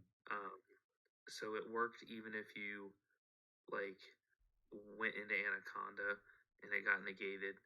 You can just drop Fusion Destiny because it's like Neo's Fusion. It doesn't necessarily need you to have done anything prior in the turn. It just restricts after. But at 2, it's more likely that people are going to deck build it at 1. Just to use it as an Anaconda target. Which I think is the smarter move because we can only play 3 of any given unlimited card. Most people's brains tend to work in 3s. Okay. Like, if you have 2 Fusion Destiny and then the 2 targets, that's 4 cards, and it doesn't really mesh well in deck building. Like, it forces you to cut like a 3 of to a 2 of to run this engine. So I think people are more likely to play it at 1 now. Wow. Oh, wow. Okay, so Casey, would you agree with that? Do you think that's where a lot of players are going to go? Yeah. Well, I can't speak for like all the players, obviously. But personally, if your route is Anaconda, it is better to just play 1. If your route is something like Sky Strikers and you want the spell, then you play 2. Wow, boy. This is just so interesting, guys. Okay, so I feel like I learned more through these conversations. So Diabolus, would you say that makes sense to you when you're doing your deck building? That if you're doing Sky Striker, it's 2, but yet in most lists it would just be a 1 of? Honestly, I didn't really understand in the beginning why people were playing 3 of it. Like, yeah, you want to, I guess, draw it, but it's a brick. If you do, like, let's say you already used your Destroy Phoenix and it somehow got banished to return to the, well, I guess if it's returned to the hand, you can use it again. Well, actually, no, you can't because your fusion materials are gone. You know, it just becomes a brick. I didn't understand why people played it at 3 because it's a brick. Yeah. But if now with it semi-limited, I guess it's no longer a break because you have to play it. Well, I'm not saying you have to, but you can play it at 1 now and just go Verte Anaconda. And it also makes it less accessible and very more difficult to get out DPE unless you make Verte. So I guess it's a good hit. I didn't really care about Destroy Phoenix. I didn't really see why people were hyping it up as better than Dragoon. I guess because it's recursive, but the materials. There are ways the materials are good. Yes, there's so much advantage in that grave. Oh yeah, and the draw too. Yes, the draw. Yes. Oh my gosh. But yeah, boy, such great thoughts, guys. I just never realized how much that ratio, Matt, you're talking about would be so critical for deck building. Boy, that just really is something I'm gonna be looking at more. So very interesting for sure. Yeah, because 2 is the same as 1 when it refers to Anaconda targets. Just interesting. How about the Nadir Servant? Diabolus, do you like this going to 2? I guess the opinion of that is the same as Fusion Destiny. I mean, whether it was at 3 or 2, it didn't really matter to me. Because, you know, I guess them sending an end test and popping something that's huge. But to me, it just looks like Konami's trying to pretty much filter out the old stuff and welcome in the new. And then, then again, I kind of don't understand why they would put it at 2, being that Albaz is getting a bunch of support. They're getting a whole structure deck, whole and this structure card deck. can search it. It can search it from the deck or graveyard. Well, maybe that's the reason why they put it to 2, because that deck would kind of be a little bit more consistent. Because this is basically a searcher, and it's a going second. It's a pop because you can just send Intis. So maybe that's a little too much card advantage. But I'm fine with it going to 2. Even if it was at 3, I would have been fine with it. I would too. It honestly, I'm okay with it. If it were at 3, I was okay with it. If it were at 2, I do think that difference of just 10% less likely, and I think that's the right ratio. Casey, Matt, I know you guys are number crunchers. Is that correct? That if you have 3 of, obviously that's a higher percentage, but if you go down to 2, there's a 10% less likely of opening in your hand. Is that the right ratio or percent? I won't lie to you. I don't know the number offhand. Oh, okay. Okay, Matt, do you know? It sounds decently close to 10. Oh, Matt, are you there? Yeah, I'm trying to do the math. Oh, there you go. Sorry. No, I appreciate while you're that. doing that, can I say something? Yes, go right ahead. Okay, so I was just going to talk about more on what Matt was touching on for Fusion Destiny, since we're talking about ratios. Yes, go right ahead. So and this will help you, Diabolus, for the explanation as to why people were running 3. So most builds, you have to run 3 in order to match what your opponent's going to be doing, because there's decks in the format that want the hard draw of it. You need to match them so that you can actually play DPE around the same time, and then you can kind of check each other. So it was an equality kind of thing. Now that it's down to 2, the ratio actually is messed up because you play 2 bricks. So you have the same percentage of drawing a Fusion Destiny as you do as one of the bricks, versus the other way around with 3 Fusion Destiny. Interesting, very interesting. So you had a higher chance of seeing a Fusion Destiny, slightly higher, but it existed, than drawing one of the bricks. So now you want to lower that ratio, because the decks that want to do it this way are going to play through Verte. Oh wow! So guys, you don't want to draw the card. Does that make sense? That makes sense. Yeah, it does. That's what I'm thinking about as I'm listening to this. The idea that you would want to match the Dark Phoenix Enforcer coming out around the same time your opponent does. That does make quite a bit of sense. Wow. So you need to draw it when they're drawing it, at the same relevancy. Now, on to Nadir real quick. Nadir going 2, it's whatever. I honestly think it could be at 1, and it would be fine. I think they should treat it like the reinforcements of the army, because even though technically it's a lot stronger, its drawbacks are definitely warranted. But the problem is Alistair or Meltdown plus a Nadir is actually game. Ooh. I don't know if you guys knew that. No, I did not. Okay, so you do the Alistair, make Makaba. Alistair comes back to your hand. That's a 35 once you pitch to Alistair. When you Nadir for Ecclesia, that's a 15, bringing out a 25 with Fleur de Lis. Oh, yeah. Fleur de Lis goes up to 3K, bringing her up to 2K, so that's 5K, plus the 35 is 85. Oh, wow. Oh, my God. So it's a good thing that they did that, especially since stuff like, spoilers, Raigeki coming to 3, more board clearing cards exist. So if they wanted to be cheesy and play a going second build of Alistair and Friends, they could definitely do that and just cheese you out of the game with a 2-card combo. Wow. So I did the math. Okay, yes. Sweet. What'd you come up with? All right, so assuming you're playing just straight 40 cards. A 3 of, you have approximately a 30.1% chance of opening. Okay. You're starting 5. A 2 of, statistically, you have a 22.4% chance. Oh, wow. So it's like an 8% 8% difference. Okay. Wow. Okay. Nice. Which is a lot. Oh, absolutely, absolutely. And based on both of your explanations now, this does make more sense to me. Just man, so deep, everybody. Guys, this is why I love doing the podcast. I feel like I'm knowledgeable about the game, but these three gentlemen are much more knowledgeable. And so I feel like I learned so much just by listening. So man, wow, just amazing. A hero lives. I don't think there's too much to talk about here. I mean, no one was really playing it from what I could see in hero lists.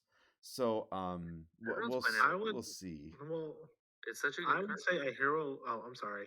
No, go ahead, Diabolus. You're okay. I would say the same reason why Salamangreat Circle, Snow, and all those cards came back is the same reason why Hero Liz came back to two, is because they lost the Fusion Destiny. Mm-hmm. Most hero decks that are not, trying to tech and Verte and stuff like that, that are actually trying to be a hero deck, they get a little bit more consistency now that they lost Fusion Destiny. So it's almost like a trade off. Yeah. We'll take one of these away, but we'll give you this. It's the same thing with the other cards that I mentioned. Such a heavy cost, though. Half your life points, depending on where your life points are at. So heroes have always been like a glass cannon kind of thing. Though. Yeah. So yeah, I love heroes so much. And look, all of you laughed. I'm the one with the complete binder. Oh, nice. That's Very fair. nice, That's sir. Fair. That is impressive. Did you pilot a big hero deck then, I'm assuming? Maybe, I've done it maybe twice. Okay. I can't. Heroes are way too expensive for me. Oh, me too. And man. I love them too, but they're just too expensive. Diablos, absolutely. Look, I have one of every hero card, and let me tell you, Hero Lives to 2 is really great for the deck. Like, you play one in if you play Hero. Interesting. You're going to play 2. Okay, interesting. Did you see a lot of lists that were playing even one, though? Most lists most lists play one, because it's do basically they really? like a starter. Wow. I'm going to have to definitely look, because I don't know what I was looking at, but from the lists I was examining, I didn't see it. And these were lists that had done well. I'll have to go back and look at that a little bit further, because I like to look at things a little bit before we talk. And so, yeah, that's interesting. So, okay, so walk me through this then, Matt. I mean, I know you get the card that you need from the deck, and obviously, like Stratos is going to give you crazy advantage, or even some of the vision cards. I mean, there's lots of different cards that give you great advantage, but half your life points, and then to do it again and to be down to 2K. I mean, I mean that's a really steep cost. So Hero Lives is, if you control no monsters, pay half. Summon a hero. Right. You have to have none. Yes. Mm-hmm. The half life points is not nearly as bad as not using your normal summon. Mm-hmm. So that's really Hero's big choke point is the normal for the longest time, which is why we have cards like Ferris that can get you into a Cross Crusader. Yeah. Like, without ever using the normal, because heroes have traditionally died to like a Chalice or an Ash or something on the normal summon.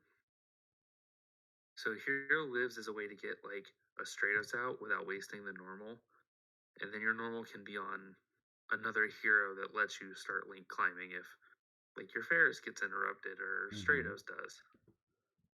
Oh, how interesting. So, and I do see heroes often. When I'm dueling online, they're everywhere, and I think it's because they're just enjoyed so much. It is so rare for me to see someone actually play this card. But yeah, it'll be very interesting to see. I don't know. I feel like they always have a way to get past the interruption.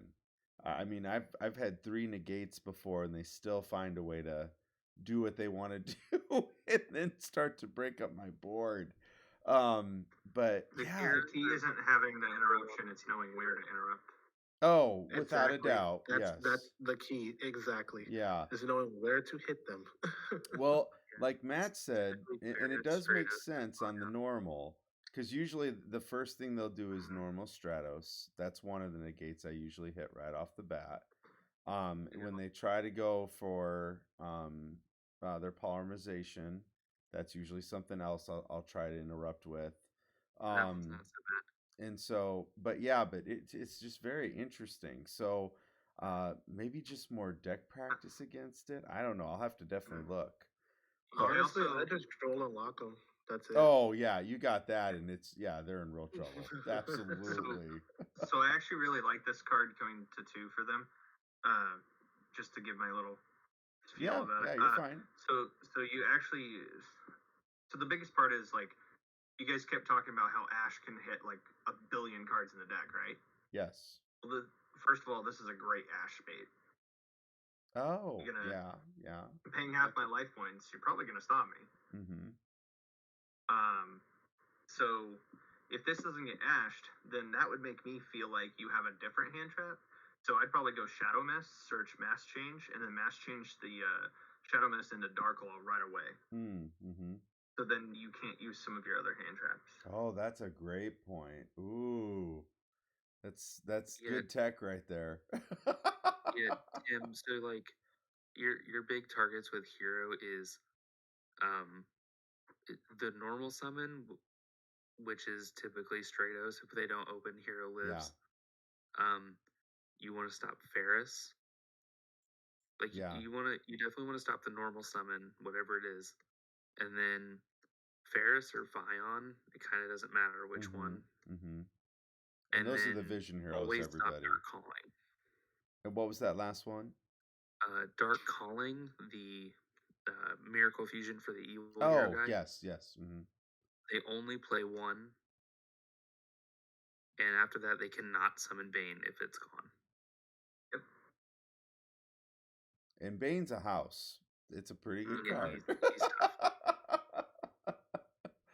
Very powerful card. And for those of you who don't know, it allows you to destroy cards on the field that are lower than its attack. Is that right? If I'm not mistaken. Yeah. And then it gains 200 for each destroyed. Yes. It's just a really, really good card. So, yeah, interesting, guys. Here, I didn't think a Hero Lives was that big of a deal, and you are definitely showing me that is not the case. So, love it.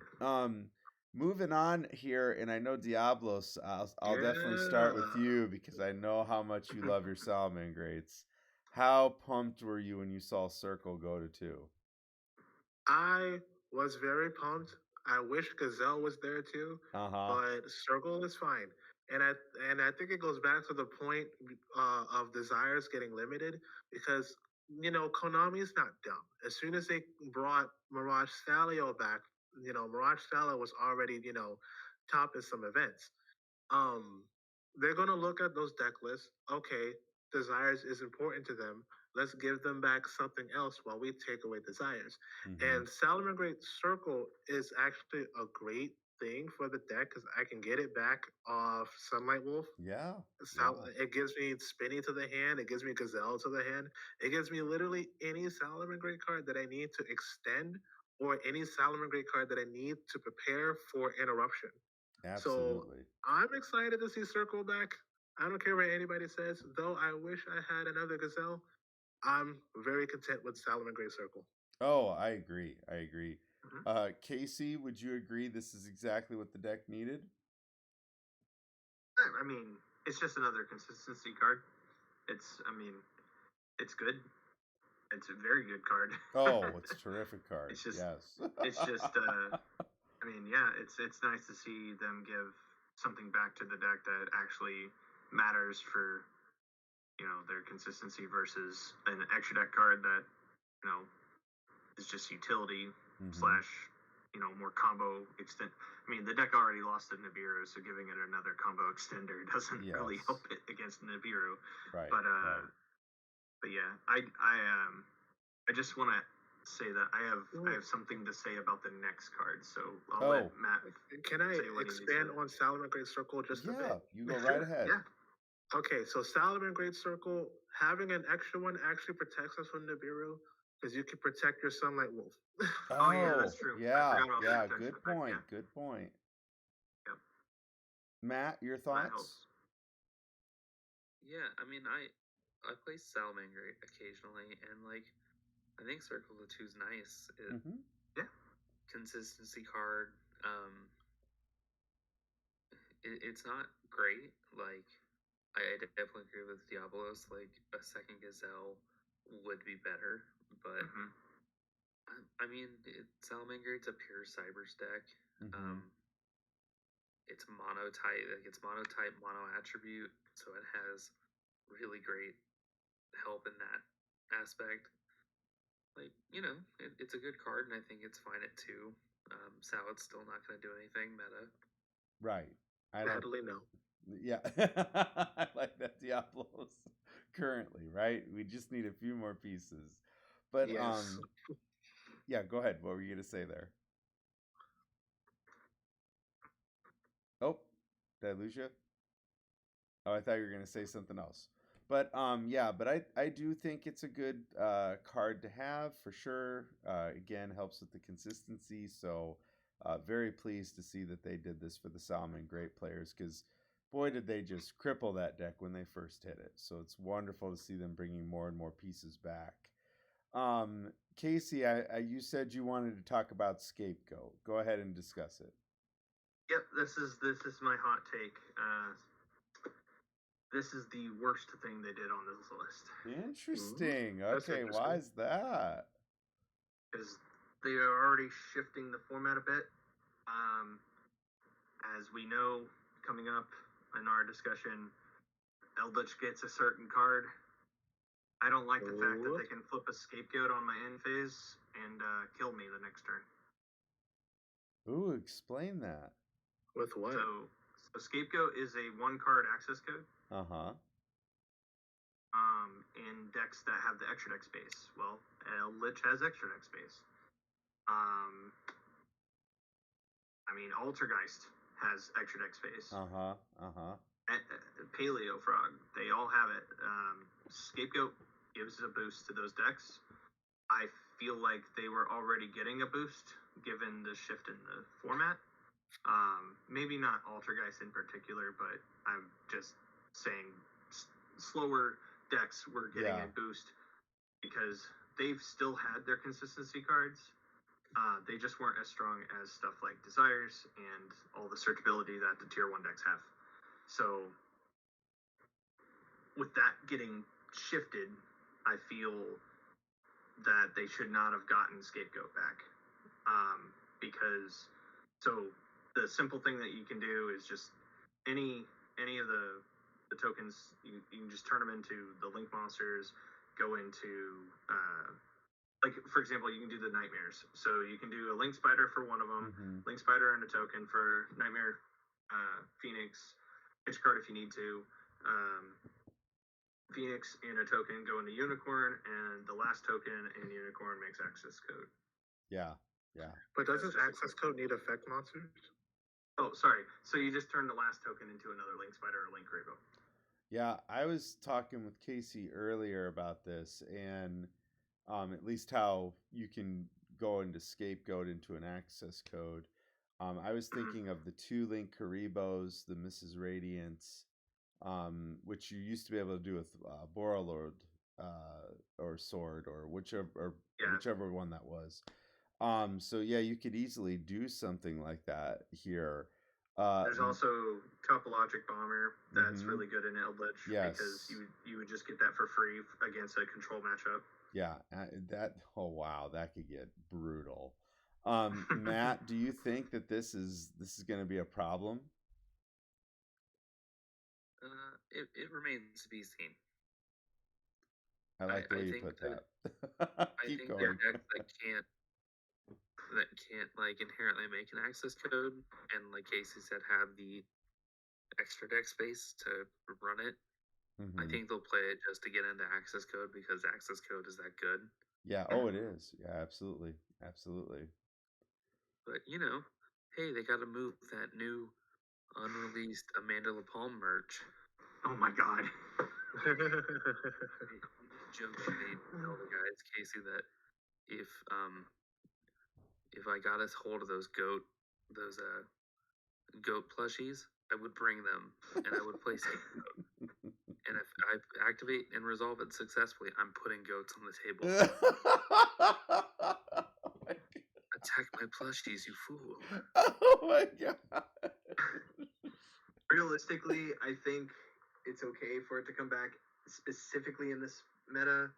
I hate that it's back because of what I've been explaining, but Token Collector should be in everyone's side deck coming up in this format because of Sword Soul still being around in the meta, and we still have, now we have the Brave tokens, and those things are dangerous. Oh, yeah. And, Good point. Not to mention, they already have built-in ways to deal with Token Collector in those deck lists. However, it's still just very important, and so I guess if you're going to be running Token Collector anyway, sure, Scapegoat can come back, but it's still annoying. Oh yeah, no, and I get that. I do, especially on the end phase. You flip this, get your tokens, and then you're off and ready to go on the next turn. But yeah, like Matt said, we'll see. So I think that's definitely accurate there. And then we come to the unlimited list. Oh boy. Oh boy. There's so much to talk about here. This is my least favorite part. Is number one, I was very excited to see that the Pendulum players got Joker back to 3. They did this last time, and then they just ripped him right back out after one format. So I'm hoping that won't happen again. Because it's such a good card. Its normal summon leads to getting so much advantage. The scale is fantastic at a scale 8. It is a very, very good card for Pendulum players. So I'm excited that they got that. And then I think it's fine that Red Eyes Darkness Metal Dragon is also unlimited. Because of the errata, I think it's okay. I don't think that's an issue whatsoever. And then oh gosh, hold on, you're cracking me up. And then when it comes to ETEL, I think you guys did a really good job explaining that just because Pot of Desires is gone now, this was their way to try and make it right. So I do agree with that. The big thing, though, that I think we're all talking about are these 2 cards. Holy crap. So, Skill Drain going to 3. Oh my gosh. Diabolus, what is your take on that? I think my take is the same as everybody else's. This is a mistake. They shouldn't have been brought back. This pretty much guarantees that the next format is going to be pretty much control. All control, and Eldritch is basically a meta contender at this point. And Eldritch has been a meta contender for like a very, very, very long time. And with this card, it's very unhealthy because this card is supposed to hinder both players. Yes. However, with Eldritch, if they have Eldritch in hand, they can just send Eldritch, send Skill Drain, and then Eldritch can send another card from your field. Yeah. So like it's almost like this doesn't hurt them as much, and it's going to be very annoying. And not to mention that there is a certain card that wasn't banned at all that can abuse this card, being Mystic Mind. Yes. That deck can pretty much abuse the heck out of this card because, hey, guess what? They play no monsters. So, this doesn't hurt them in the slightest. And I feel like this card should not have been taken off. Now, Raigeki, I'm okay with Raigeki. There's a little bit of bias there because I make decks that go second. Uh-huh. So Raigeki, is pretty good because it baits out a negate, whether it be in the form of spell or trap or monster. It baits out a negate, and then you could just slap another one and just destroy the board, and then just OTK him. But skill drain, nah. That card should probably go back to 1. Back to 0 too if necessary. But that card should probably just stay at 1. Well, in my opinion, this is so interesting. So I am right there with you with the Raigeki. When I saw that, I thought, whoa. I mean, I know there's a lot of protection now for monsters from being destroyed, but there's also ones that it's the first time they're destroyed that they wouldn't be. And now, because this is not a hard once per turn at all, you could do this twice in a turn if you needed to. And if you're trying to go second, this is a dream to have a card like this. And it's so much better than the Dark Hole because sometimes that messes with your strategy too. But unless you play Unchained. Right. Yes. Great point. Absolutely great point. I know you also love that deck as well. But Matt, do you think that the skill drain is going to stay at 3 very long? I hope not. Okay. I hope not. Okay, not because, go into why. Go ahead. It's just not fun. Yes. It's not. It's very not. Are you saying that it's draining the skill out of the game? Yeah, very much so. It turns it into a monkey flip format. Okay. I understand it's a game. And the point of the game is to win. This is the same kind of argument that I see on the Master Duel Facebook page all the time. I understand the aim of the game is to win the game. That's fine. Win if you want to play to win, play to win. Play meta, go to tournaments, do you think? No, makes sense. You can still have fun. Yeah. Skill drain is just an omnipresent floodgate that says no. Yep. And it's not fun to play against. The kind of deck that's playing it isn't fun to pilot.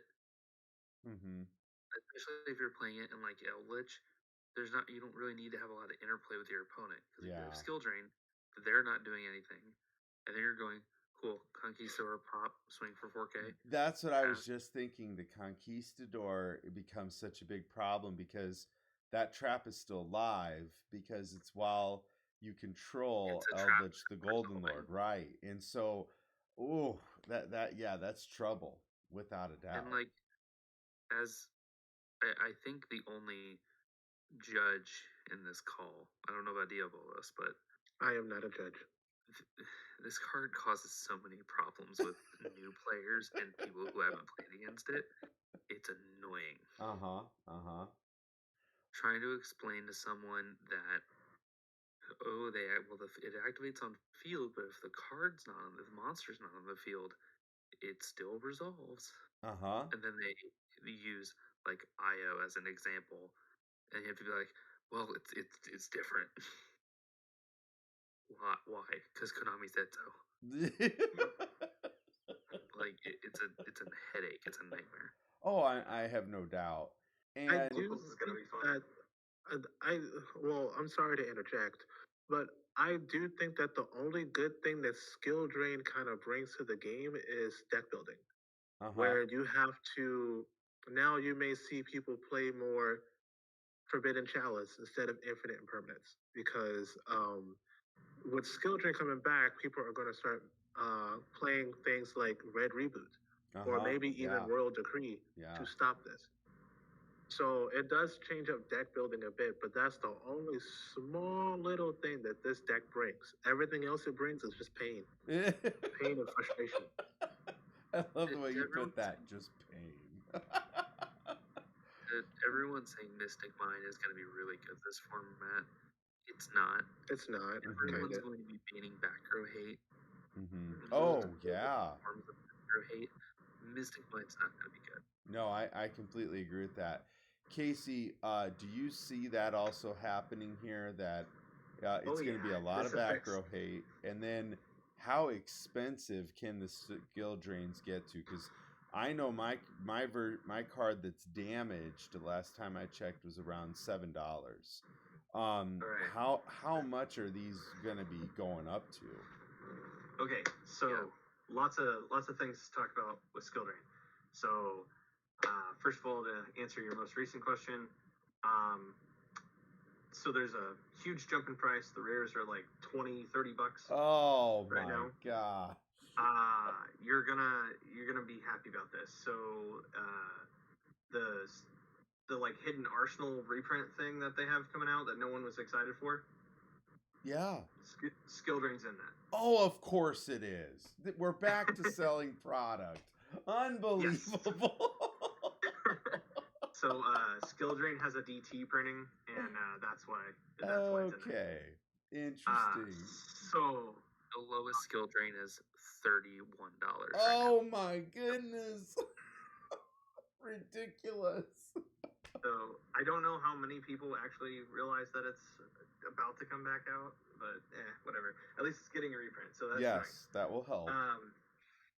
It's out of a bad set, but it's still getting a reprint. So next up, the 1 versus 3 argument that I keep bringing up for deck building. This is a lot better because it brings attention to the card. It makes people build around it. Mm-hmm. I would much rather this card be at 3 than 1. Really? For deck building purposes, yes. Because now I'd rather it be at 0. Well, yeah. I mean, player-wise, yes, I agree. I don't want this card to exist. However, since it does, you now know that you need to play. You guys already said it. You're going to play more back row. You're going to play more back row. I see what you're saying. That's fine.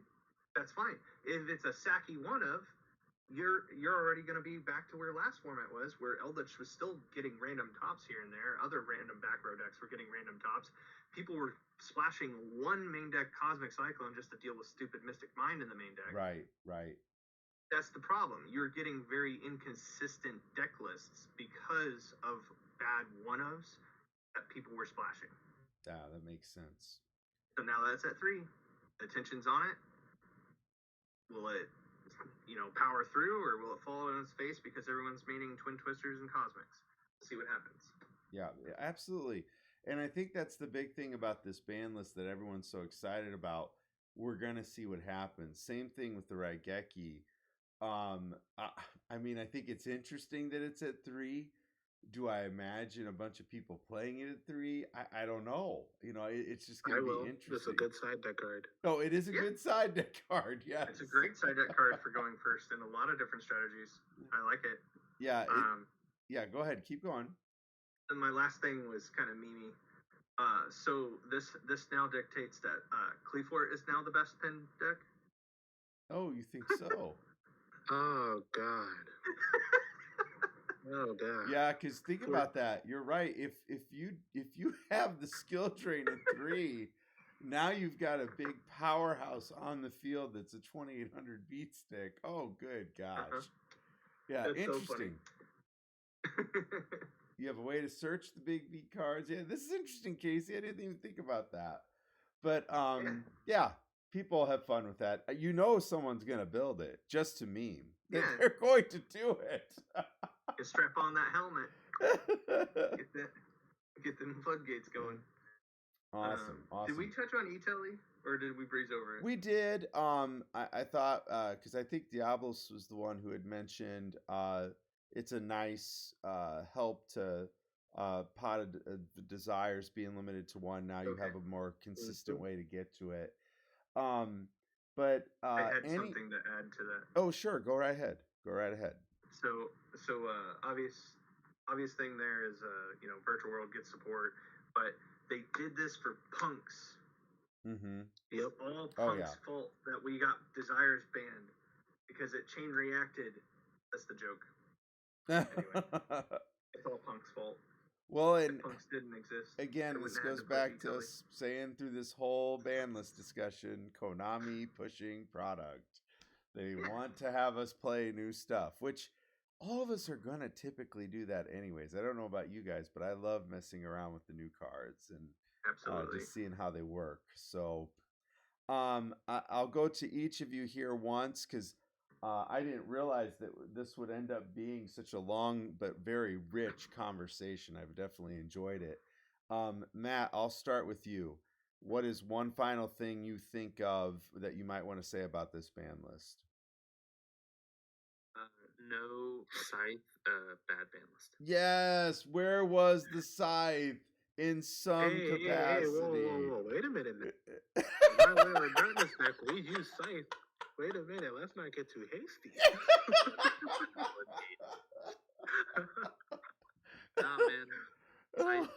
Oh my gosh. Love it, love it. Okay, Diabolus, one thing that you think of when it comes to this ban list that you might want to say. Let's see. Thanks for some stuff, but no thank you to other stuff. Oh, yep. Awesome. And then Casey. This it's right down the middle for me. I like some things. It kind of what we've been saying. I like some things. I don't like some things. Some things just didn't matter, and so we'll see what happens. That's kind of been the theme. But also, Scythe isn't on here because we're going to be main decking Cyclone. Oh, interesting. Very interesting. I don't agree with it. I think Scythe should have been banned or Dagda, one of the two. But definitely Dagda. But since we're all going to be main decking back row 8 anyway, I mean, it'll probably work out. We'll see. Hey Tim, can I get in my soapbox one more time real quick? Yes, you go right ahead. Air Neos and Master Duel win. Right? I'm very upset about this. They don't want to reprint him so bad they didn't let him be a card in Master Duel. Oh my god. Now Master Duel, I have a whole other thought and opinion on the ban list over there. Because there's some things that could definitely be thrown on there, taken off, and it's just oh yeah, that's a very interesting situation, but that'll have to be a discussion for another time for sure. Guys, this has been an absolute blast, and my last thoughts for everyone watching is I am so happy, like I said at the beginning, that we got a great list that is going to shake things up in a big way. And so I really like it when Konami does that. So, guys, again, thank you so much for watching, and we will see you next time.